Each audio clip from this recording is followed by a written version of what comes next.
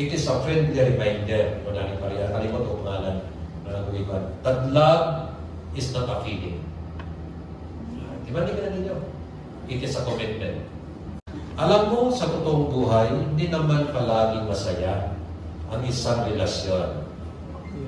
Dadaan at dadaan kayo sa maraming problema, maraming pagsubok, maraming misunderstanding, maraming tampuhan, away, at harap kayo sa buhay hindi naman madali.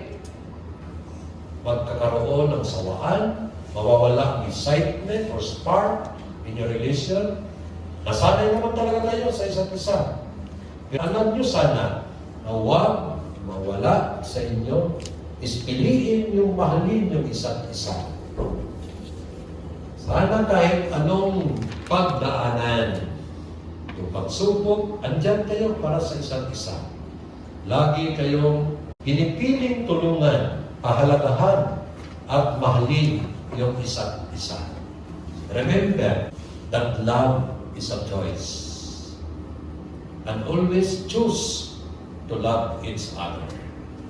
But my words will not pass away. No one knows, neither the angel in heaven nor the Son, but only the Father.